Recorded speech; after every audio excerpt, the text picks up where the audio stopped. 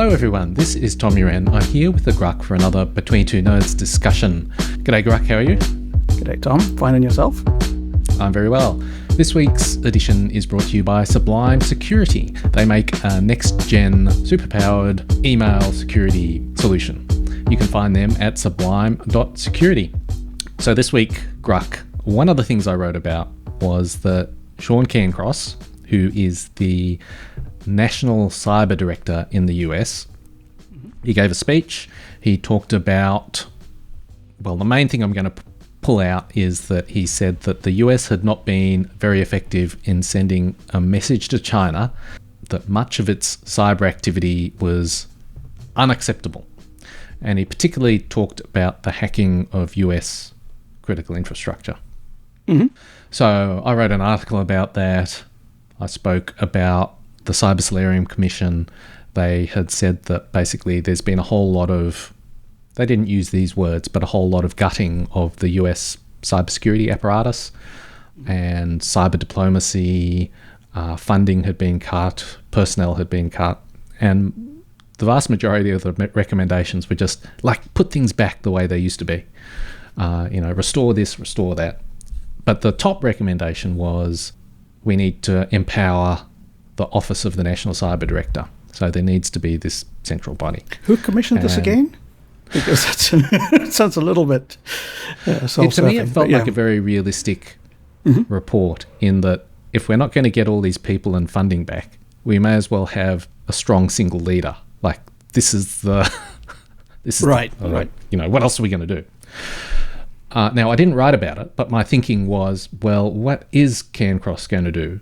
Because some of the things we've talked about is that if you want to deter or shape behavior, you really need a big stick. Because when it comes to China, over a long period of time, they've gained, in my view, massive benefits by hacking for intellectual property. Right. And so you need a massive stick or a massive carrot, I guess, to counter that. Right. And one of the things that I didn't realize at the time, but the first Trump administration imposed tariffs, and part of the motivation of those tariffs was to punish essentially the theft of intellectual property and unfair technology transfer practices. And part of that was also cyber espionage for intellectual property theft. So it seems like that had around the margins a little bit of an effect on certain practices. But then those tariffs just became background noise and they stayed forever. And now in this administration, there's you can't do anything with tariffs. Right. Because that economic that's not a cyber exclusive lever. Right? Well, it's gone from zero, and I guess back in 2018, I think it went to 2. And now it's set at 100, and anything cyber related, you're just fiddling while Rome burns. Pointless. And so it's not as if Cairncross can go to President Trump and say we need to increase tariffs to get this cyber espionage under control, or what is it? Not Salt Typhoon, Volt Typhoon is the critical infrastructure one. Salt Typhoon is the telecoms infrastructure one. And so what's left? I think there's a huge amount to unpack there. One of the things being, I can't imagine that the US isn't completely up in China's telcos as well. Right, yeah. Right. I don't think that they're wait a minute, you can hack telcos? We never even thought of it. Let's get some people on that. That sounds useful. Yeah, I think, if anything, China was probably viewing this as a reciprocity. You want to do it, we can do it too. Right? I think you'd be hard pressed to say telcos are out of scope. So you'd have to go with Volt, I think, because just Salt is. It might upset people, but I don't think it's not out of bounds. It's not beyond the pale. Right. So you're saying if the US wants to send a message, it should focus it on critical infrastructure, which is Volt Typhoon, VOLT, like electricity, and that it's kind of pointless, or maybe not pointless is the wrong word, but not as vital to send it for the telco hacking. Well, it's just if you want to say that this sort of hacking is unacceptable, I don't think that applies to telcos. I think hacking telcos is acceptable. Like you might not like it. I mean, you're not happy about it, but you're going to do it yourself. Like it's not a thing that you would deny yourself, right? During peacetime, right? Like you could say, hacking critical infrastructure during war. Okay, sure. But during peacetime, you want to hack telcos anyway. So I don't think that it's something you would prevent yourself from doing just so that your enemy can't do it. Yeah. Right. So yeah, it's acceptable, I think. But if you want to say critical infrastructure is not, I think you dilute your message by saying critical infrastructure and telcos are unacceptable. because they are also critical infrastructure. Right. So I think it doesn't help your case. Right. Like you're better off just focusing on the thing that actually matters. But then how would you, the next step is, okay, like if you laser in on the one thing that's actually unacceptable, how do you message that? How do you communicate that? There was a report that Volt Typhoon had been successfully rebuffed as well. So it seems a month or two ago. So it seems like there's a bit of conflicting messages there that, we haven't sent a strong enough message yet we've successfully dealt with it. Yeah, we've mitigated the issue. That's right. Yeah. So either you need to send a message because it's still ongoing, or like there's no need to send a message. So. It's not an issue anymore. So, given how little of scissor is left, could you reliably say that it's been mitigated, or is it just we are no longer able to detect it? Does that mean that it's gone, or that your detection capability has been degraded so much that you no longer know what's going on? Let me just have a quick look, because it would be an important point. NSA Volt Typhoon was not successful at persisting in critical infrastructure. This is from July, and it's in the record. The good news is they really failed. They wanted to persist on domestic networks very quietly for a very long time, so that if and when they needed to disrupt those networks, they could. They were not successful in that campaign. So that's why you need to send a message? Because they were unsuccessful? I've now moved into... I just feel a little bit confused, yeah. Yeah, I've now moved into the parsing the paragraphs very, very carefully. So this is from Christina Walter, Director of the NSA's Cybersecurity Collaboration Centre. We, with the private sector, with FBI, found them, understood how they were using the operating systems, how they were using legitimate credentials to maintain persistence, and frankly, we equipped the entire private sector and the US government to hunt for them and detect them. So here's the thing is, when I parse this, they wanted to persist in domestic networks very quietly for a very long time, yada yada. They were not successful in that campaign. So if it's no longer quiet, and yet they still persist, it's still technically not successful. You're as cynical as I am, because that's so this is from July, and yet last week or this week we've got Cancross saying it's a problem that they're in critical infrastructure, we need to send a message. These two things are not consistent. Right, and there's also been recent, I think last week there was a report that the FBI had disrupted one of their proxy bot networks, and it's been rebuilt. So here's the thing: if you're a state security service and you get a directive, hack into the critical infrastructure, you get kicked out of the critical infrastructure. You don't go to your boss and be like, okay, we did that, we got kicked out, check mark, we're done, right? Like, we did it, we got kicked out, next, right? Like, it's not a to-do list, right? It's a to keep doing list. So when you get kicked out, you have to go back.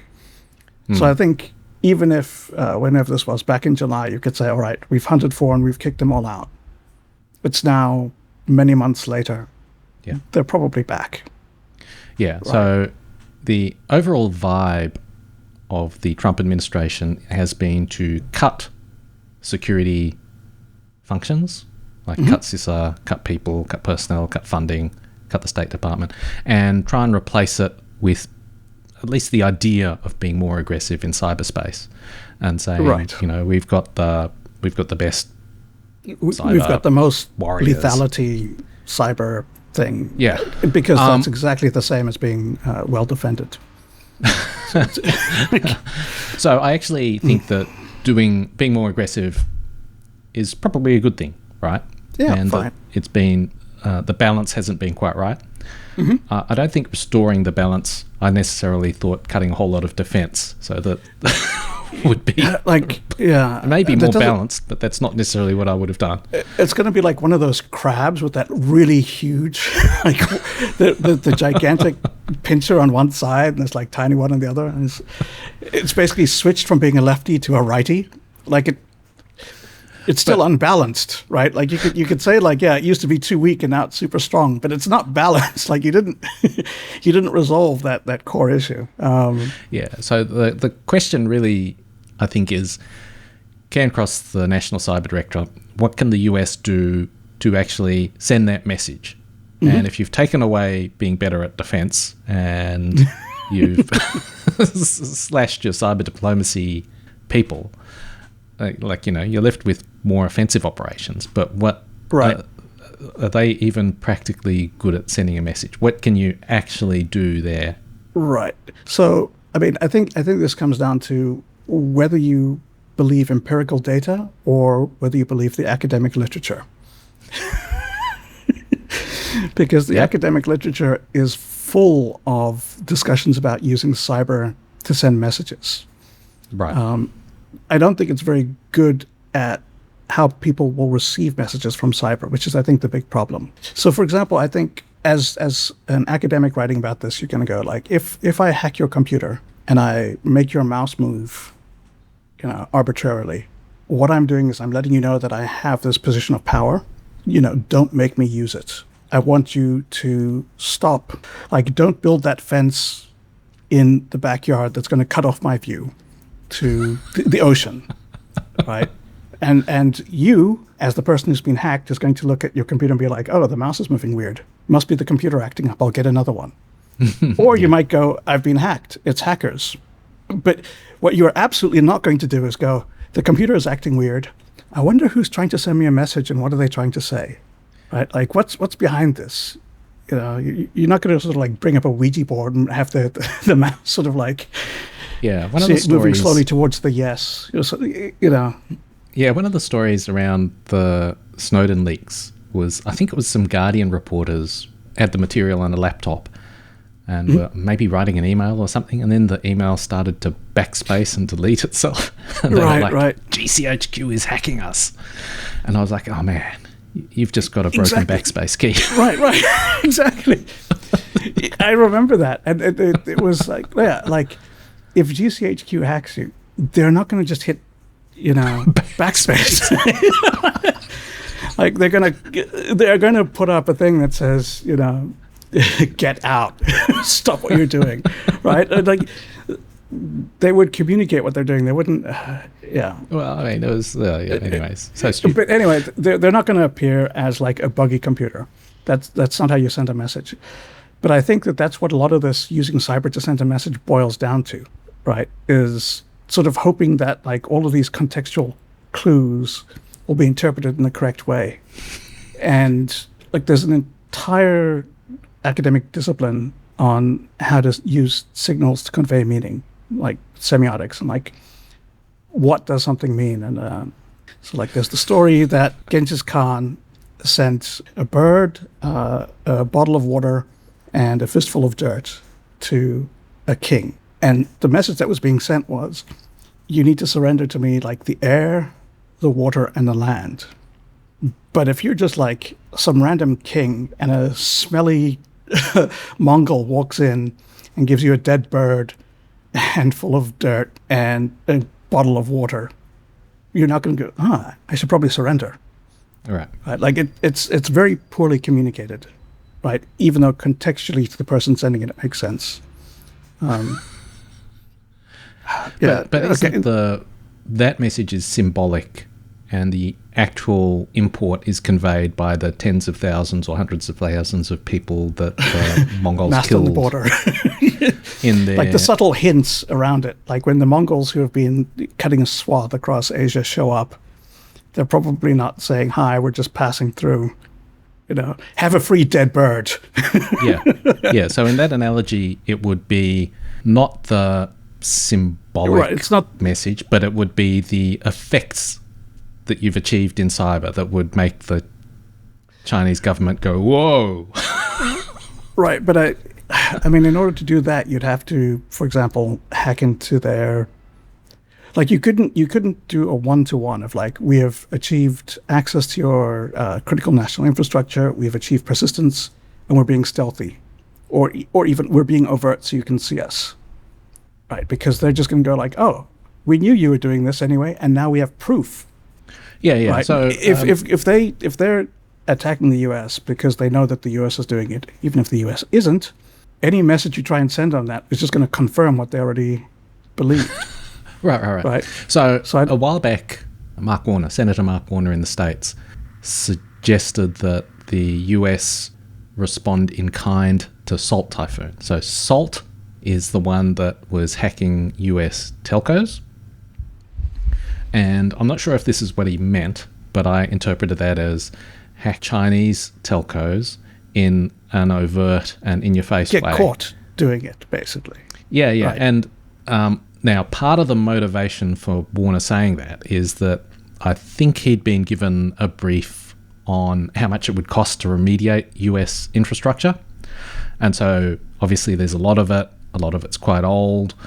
It was going to be, I think the figures were huge and would take a long time, like maybe a decade or something. Just be easier to threaten them so that they don't do it again, rather than fixing it. I think that was the That's the logic. Intent. And my reading was, well, if you do it in a overt way,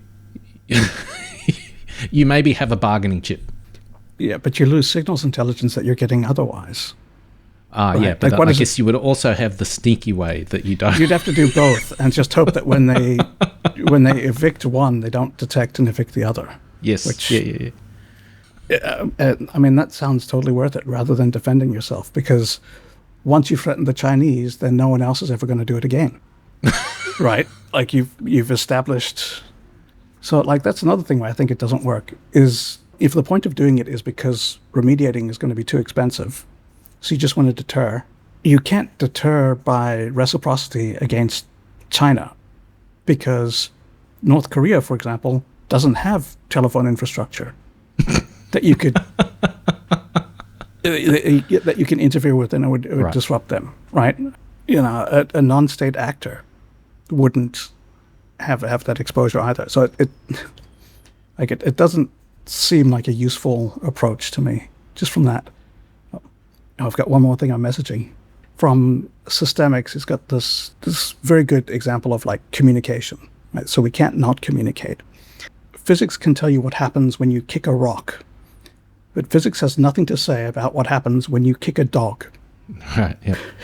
Right, because obviously what happens is entirely up to the dog. And that's sort of how messaging works. Like you can do the thing that makes sense to you, but how it's received and responded to is out of your hands. And this again is why I think that like the idea of messaging in cyber works so poorly. Because you're expecting Americans to get into the mind of a foreign person in a foreign country and understand the world from their point of view. And then the Americans will craft an operation that can be interpreted from that perspective in the way that the Americans want it to be interpreted. Like, that seems like a lot of steps that just won't ever happen. I think... Yeah, so I guess the original premise of this discussion was that Sean Cairncross has a problem. How does he get this message across? When it comes to Salt Typhoon, it seems like, first of all, that's not the major problem.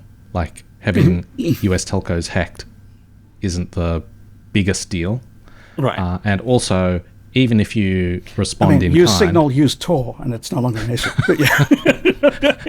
And even if you respond in kind, the Chinese would go, okay, well, we knew we were hacked anyway, so let's move on.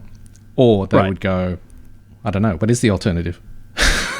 I think they just go, we knew we were hacked anyway. I mean, I think that's the assumption. And so there's no bargaining chip because there's right. It's just a confirmation of what they suspected because the US is the empire of hackers anyway. Right. It's when you're the 800-pound gorilla, you can't sort of threaten people with like, and I will reveal that I am a large gorilla. Like, yeah, people kind of know that already. It doesn't get you, like they assume that you're doing that as is. And if you aren't doing it, they'll be very surprised, right? Like if China's telcos were not compromised, it would be a surprising result. I think the Volt Typhoon, the sort of critical national infrastructure, that you have a little bit more leverage with because it's something that, I mean, you'd have to communicate diplomatically, you know, like we will be sending a message, you know, at noon Thursday on whatever, we will flick the lights in Shanghai to indicate that we can do it. We won't do it again as long as you stay out of our, you know, electrical grid. That's the sort of thing, like if you explain what's going on and then you demonstrate that you can do something, that's a message that makes sense. If, on the other hand, they simply flick the lights for Shanghai, all that would happen would be some people at the electrical companies would go, oh, we've been hacked. We better fix this. And everyone else would be like, I thought we were past the days of like blackouts, wonky electricity. And they would move on. Like it wouldn't, there's probably a strong incentive not to reveal that you've been hacked. And that's why it went badly. Right. You know, it's like, I don't know. It's obviously a lack of imagination on my part, but I just cannot see how you're going to make cyber messaging work as a standalone thing without having all the other tools of statecraft available.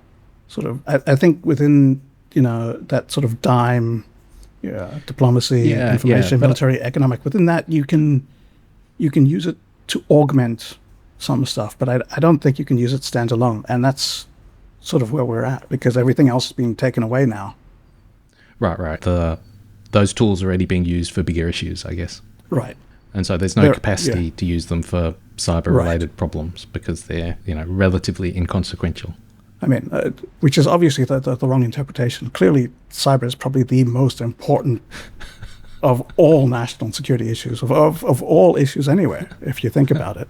So where do we go from here? Volt Typhoon is clearly the most pressing issue. That's one that Cairncross called out, but it's not the only cyber irritant in the relationship. And I mean, maybe, how do you even get more aggressive? And does it get you anything? Where I thought, and why I like the idea of being more aggressive, is particularly when it comes to groups that are important. So whether that's important because they cause a lot of damage. So whether that's cyber espionage groups or ransomware groups or organized crime or cartels or whatever it is that's causing a lot of harm, I think it makes sense to have a prioritized list of those, and some of them, some sort of disruptive cyber operation will make sense. Okay. And I think that makes sense because you pick something where it is causing an outsized amount of pain, and if you can disrupt that where you haven't had success before with a cyber operation, that I think is a good deal. Like it's a bang for the buck thing. If the only thing stopping you from doing that has been your own sort of procedures or reluctance or risk appetite or whatever. Right. Now, it's not clear to me exactly what those operations are, and I don't but I think they're value for money because you've prioritized them based on the harm they cause. Value for money, maybe not the right word. Worth doing, perhaps, is. I can agree with that, but I think I'm gonna have to double down on your. I'm not sure what those operations would be, because like I think like the theory to me sounds sound, like it makes a lot of sense. It's a perfect theory. Yeah. But then I think it's like all that you need is something that has an outsized effect, has not been disrupted otherwise, can't be more effectively disrupted by any other mechanism, and can be very effectively disrupted via cyber, but hasn't been up till now.